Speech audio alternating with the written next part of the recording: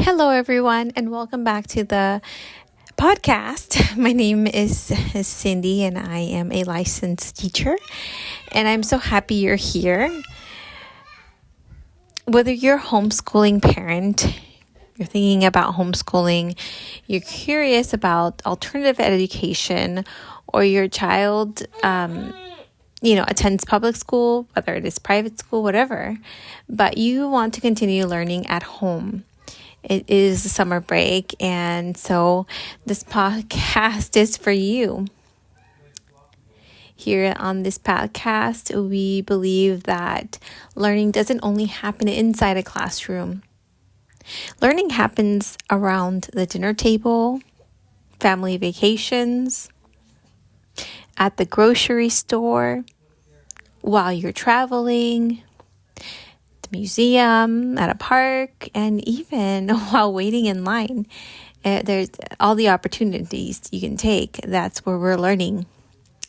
Therefore, today's episode is especially meaningful because we're talking about learning during the 4th of July holiday, teaching children through real life experiences, and remembering somebody who greatly influenced, my life. And I'm reflecting on songs that many of us grew up hearing. So grab on to a coffee, sit back, and let's begin.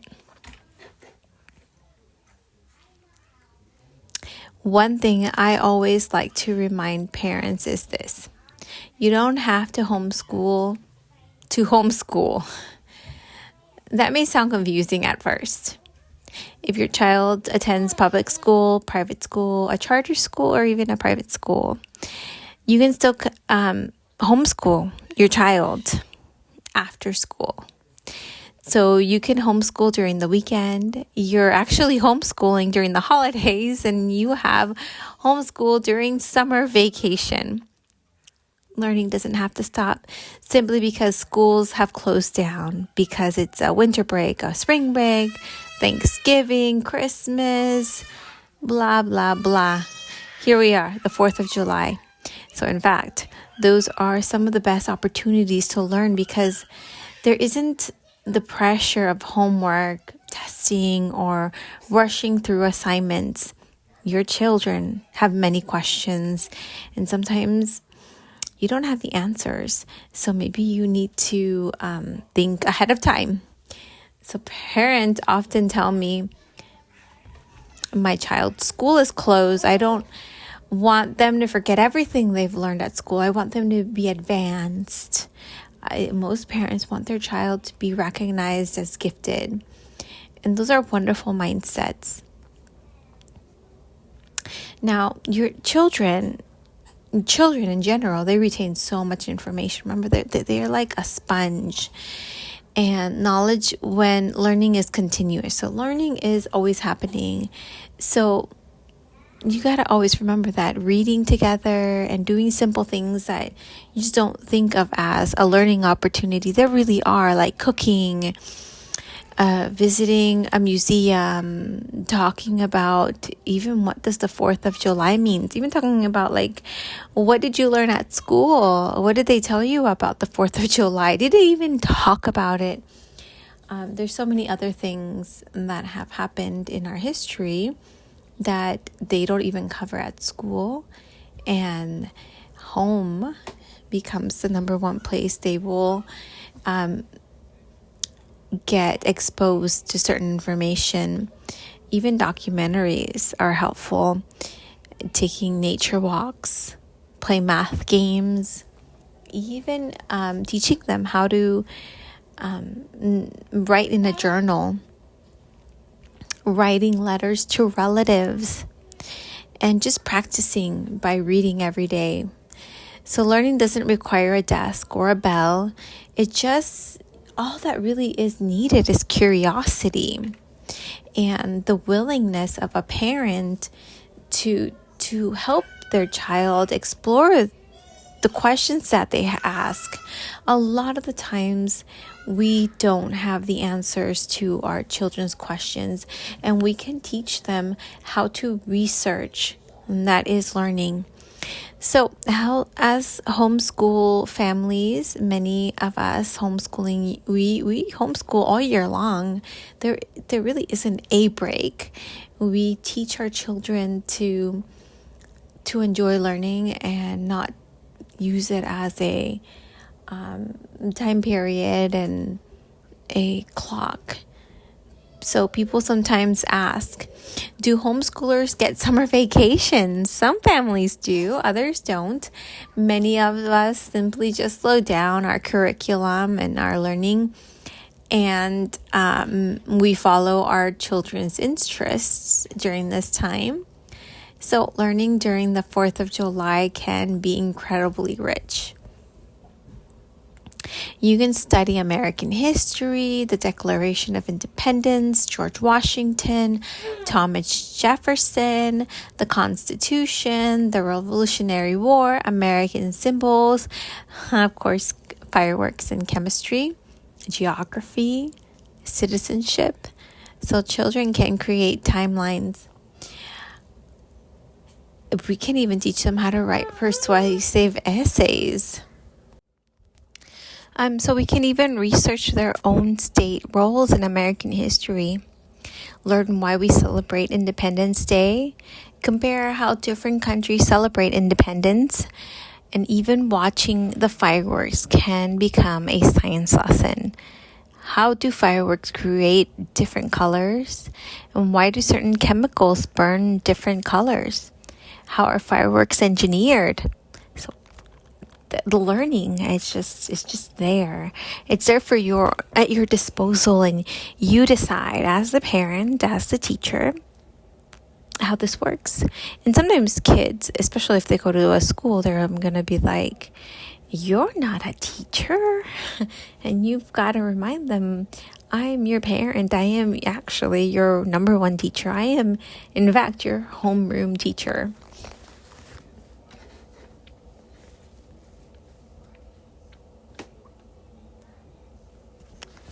Okay, so this year's 4th of July was particularly historic because it was part of the nationwide America 250th celebration leading up to the 250th anniversary of the United States.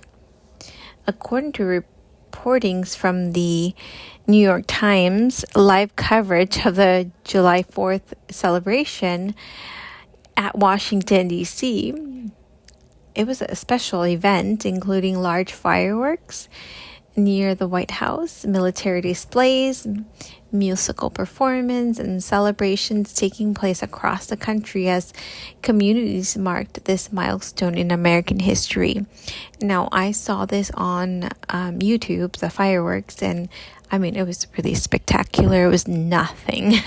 It really made our fireworks display over here where we live in Los Angeles, look like bah. It really was a beautiful display that they did at the White House to celebrate our 250th anniversary.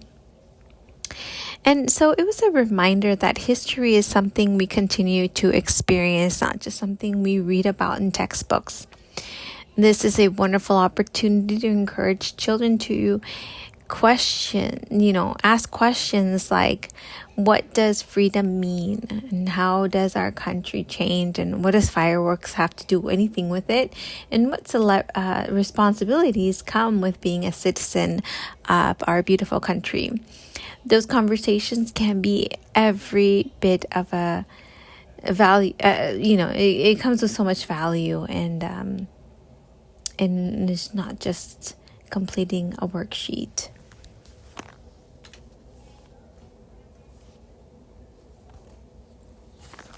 Now, children do like worksheets, I've noticed, but when they are presented in a certain way. So anyway, today's episode is brought to you by Bright Minds Academy. And are you thinking about homeschooling but don't know where to begin? Already homeschooling and looking for support? Need help creating lesson plans, choosing a curriculum, organizing your homeschool schedule, or understanding California homeschooling options? Bright Minds Academy offers personalized homeschooling consultation designed to help families feel confident and supported. Whether you are using a traditional curriculum instead of just, following that, you are looking into a child-based learning approach, I can help you create a learning environment that fits your family's goals. So visit my website to learn more about homeschooling consultations and educational resources and future workshops. Because every child deserves an education that inspires curiosity. Now let's get back to the episode.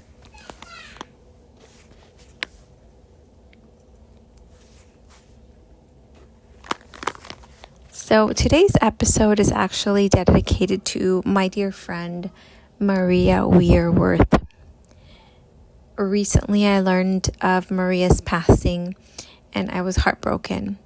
It's difficult to describe the feeling when someone who played an important role in your life is suddenly gone. Some people leave behind more than just memories.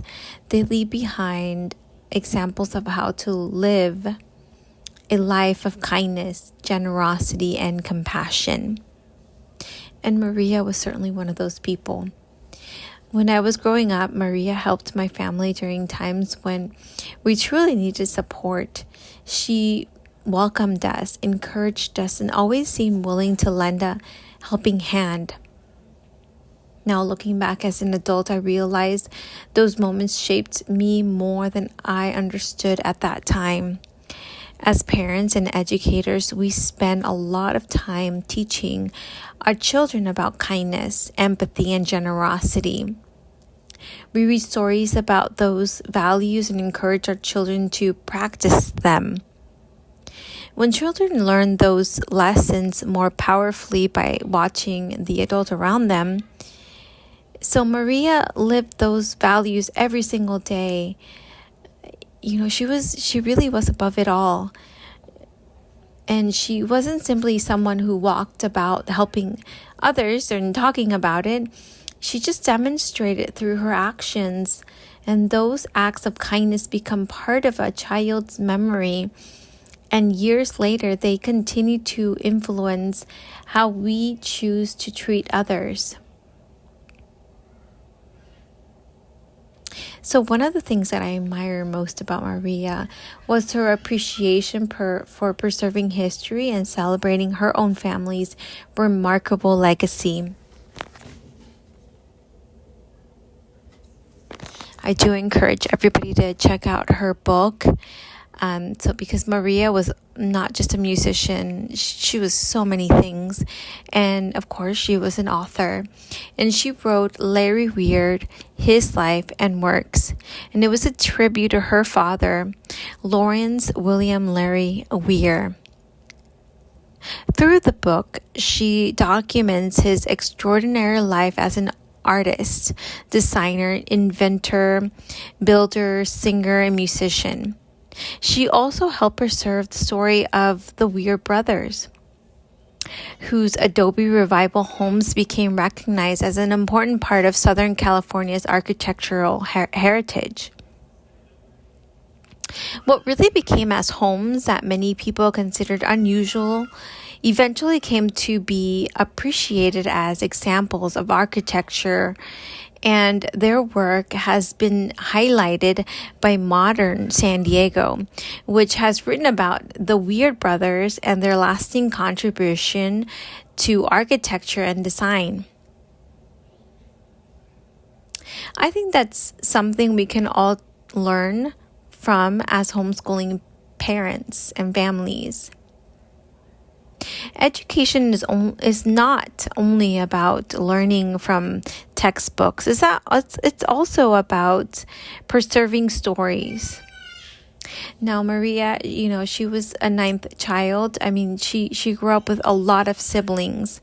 And it's about And so that's why it's so important to document our family history and interviewing grandparents, collecting photographs, recording memories, and making sure future generations understand where we all come from. And Maria certainly understood that.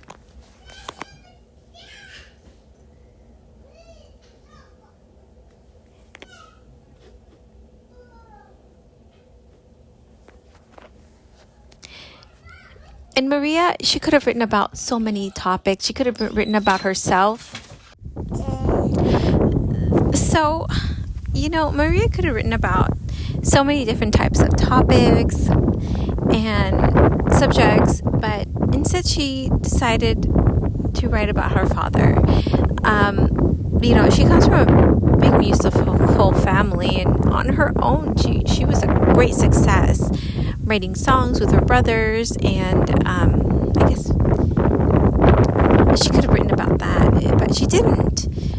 She wasn't the type of person that would brag about herself and all that stuff. She was so humble, and so by writing about her father and preserving his legacy, she reminded us that our families are part of history too. Another thing I remember about Maria was her adventurous spirit. She loved taking road trips. Wherever I picture her now, I imagine her on a drive with the music playing, enjoying the open road, and taking in the beautiful scenery and embracing the journey. That image gives me peace. Maria, like I said, she loved music, particularly the musics of the 60s and the 70s. She loved the Beatles. And that area reflected a spirit of creativity, change, and exploration that seemed to match her personality. The music from that time has a timeless quality that continues to connect generations. And it's one of the reasons I think of her whenever I hear songs from that period. Maria's kindness, creativity, and appreciation for history continues to inspire me as both an educator and a parent. So I just want to say thank you, Maria. Thank you for your kindness. Thank you for helping my family. And thank you for preserving your family's history. And thank you for showing all of us that a life of generosity leaves a legacy that never truly fades.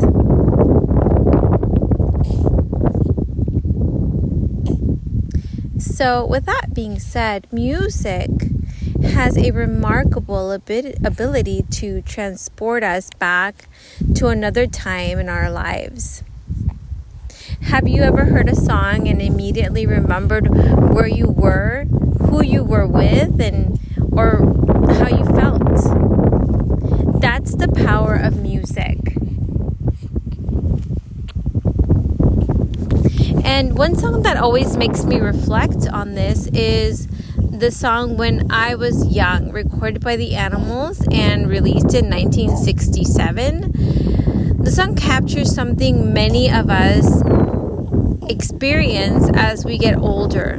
The realization that childhood feels both incredibly distant and surprisingly close at the same time. The lyrics reflect on looking back, remembering on our youth and our dreams, our mistakes, the adventures, and even the passage of time.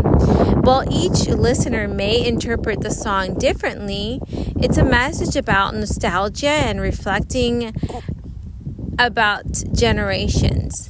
Listening to it reminds me that every stage of our life eventually becomes a memory.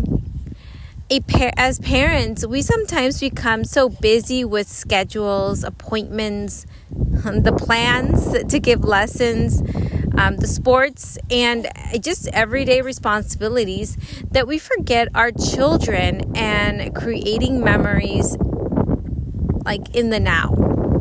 Years from now, they may not remember every worksheet they completed or even the tests they took. But they will remember their family, their parents, and their traditions. They'll remember the road trips. They'll remember the holiday celebrations. They're going to remember the conversations around the dinner table. So that's why it's important to have dinner. They're going to remember the music that you listen to, the music that you play in the car ride, the music that you play at home. That's one of the beautiful things about homeschooling, or even simply being intentional about learning at home, because it gives us that opportunity to create memories alongside the education. So anytime you go to the museum, it becomes a story.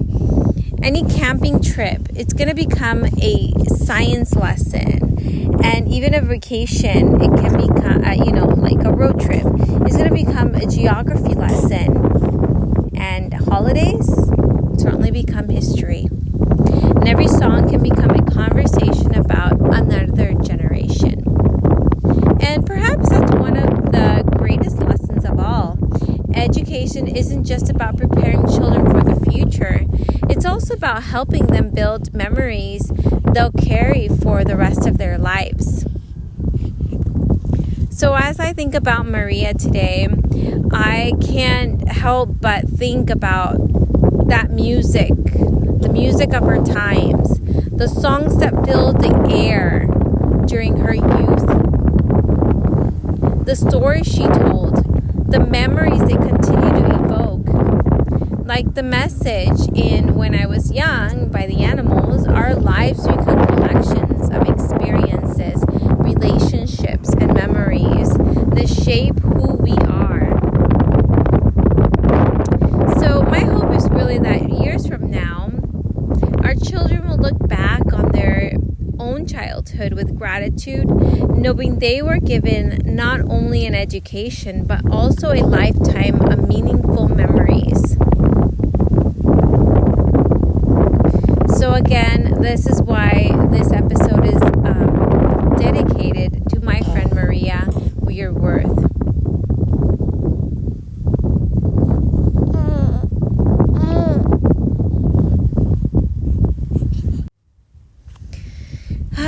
So before I learned about my friend's passing, I visited a water park with my kids, and this certainly became an unexpected homeschool lesson.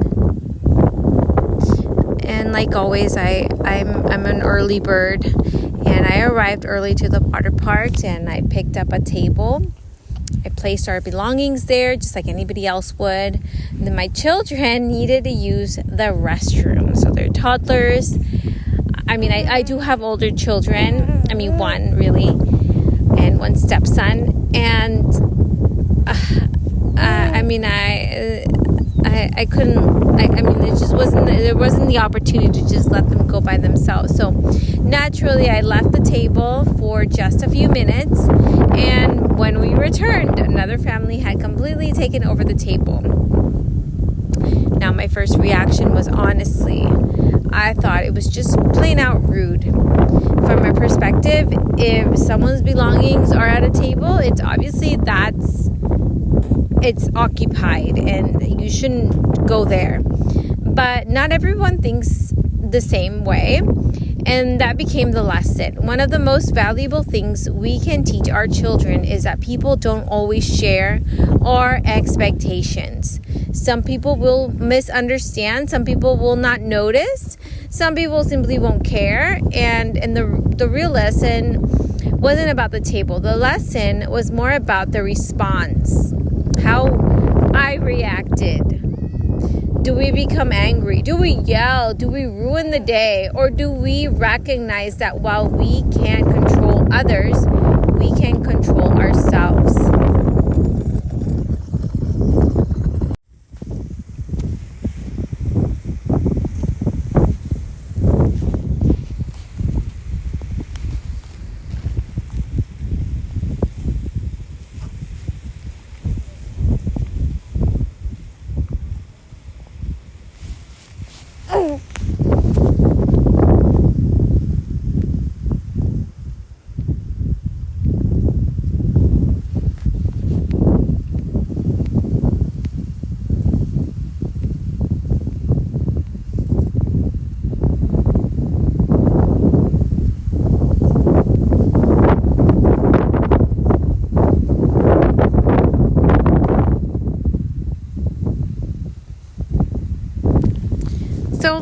are filled with these kinds of moments. And as homeschool parents,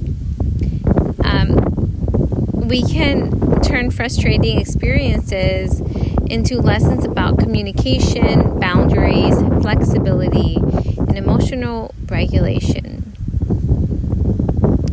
And really, this incident reminded me of this episode from The Office where Michael Scott tells his girlfriend something along the lines of how you expect to be disappointed or treated poorly by strangers at work from time to time, but it's much more painful when someone you love betrays you and your trust. So whether or not you agree with Michael's dramatic delivery, the idea highlights an important distinction. Our expectations are different depending on the relationship. We often hope for greater consideration from our closest, those who are closest to us. And so at home, kindness should be our standard. We should treat our families with respect and, expect that they do the same. If we create homes where respect, patience, and empathy are practiced every day, our children will carry those values into the world. So as we wrap up today's episode, I want to thank you for being here. And I want to leave you with these final thoughts. Education isn't about checking off a calendar. It doesn't stop because it's summer. It doesn't stop because school is closed for a holiday. Education can happen anytime while we're in an outing and any difficult interaction. Every song and every memory can become part of our child's education. Whether you're homeschooling full-time or simply adding meaningful learning experiences outside of school, your influence matters. So thank you for spending part of your day with me. And again, I'd like to dedicate this episode to my friend Maria. May her kindness continue to inspire all of us to care for others and to teach our children that generosity is one of life's greatest lessons. If you enjoyed today's episodes, please subscribe, leave a message, a review, and share it with other parents who are passionate about education. So until next time, keep asking questions, keep exploring, and remember, learning never takes a day off. I'm Cindy, and this has been the Bright Minds Academy podcast. Take care. See you next episode.